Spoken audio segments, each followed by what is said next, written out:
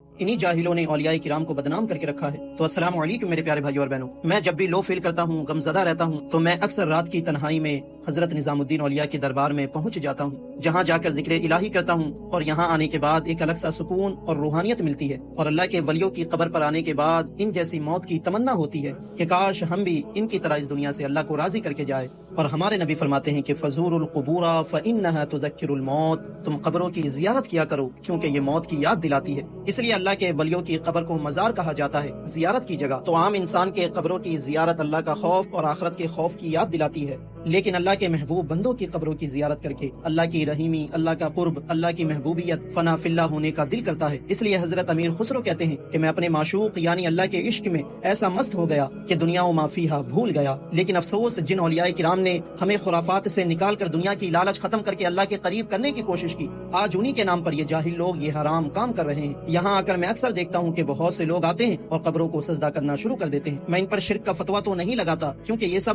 سجدہ تعظیمی کرتے ہیں، جو کہ یہ بھی حرام ہے، لیکن ان کو روکنے والا کوئی نہیں۔ میرا ذرا سا کیا پیٹھ حضرت کے مزار کی طرف ہو گیا، پیچھے بیٹھے خادموں نے چلانا شروع کر دیا کہ تمہیں ادب نہیں پتا، لیکن ان کے سامنے لوگ آتے رہیں، قبروں کو سجدہ کرتے رہیں، بے پردہ عورتیں مزاروں کے قریب آتی جاتی رہی۔ اصل میں ان حرام کام کرنے والوں کو روکنے کے لیے ان کی زبان سے آواز تک نہیں نکلی، اور روک کس سے رہے ہیں کہ پیٹھ مت کرو، اور پوسٹر کس چیز کا لگایا گیا ہے کہ ننگے سر اندر مت جاؤ۔ تو جو کام شریعت کے خلاف نہیں ہے اس پر تو اتنا زور دیا جا رہا ہے، اور جو کام شریعت کے خلاف ہے اس سے روکنے والا کوئی نہیں۔ الحمدللہ مجھے اچھے سے پتا ہے کہ اولیاء کرام کا ادب کیسے کرتے ہیں، کیونکہ میں ایک سنی مسلمان ہوں جس گھر میں پیدا ہوتے ہی ہمیں با ادب بنایا جاتا ہے، اور ہمارے علماء ہمیں وہ حد بتاتے ہیں کہ سجدہ صرف اللہ کے لیے ہے، اور ہم سے بغض رکھنے والے لوگ انہی جاہلوں کی ایسی حرکتیں دکھا کر ہمیں بدنام کرنے کی کوشش کرتے ہیں، کیونکہ ہم بدنامی ہیں اپنے جاہلوں کی وجہ سے۔ تو اولیاء کرام کے ادب کی آڑ میں یہ حرام کام کرنا بند کر دو۔ نہیں آتا اولیاء کرام کا ادب کرنا تو اعلیٰ حضرت سے سیکھ کر آؤ، جو ادب و تعظیم میں اعلیٰ حضرت اشرفی میاں کی جوتیاں سر پر اٹھا کر چلتے تھے، لیکن اپنا سر سوائے اللہ کے کسی کے سامنے نہیں جھکاتے تھے۔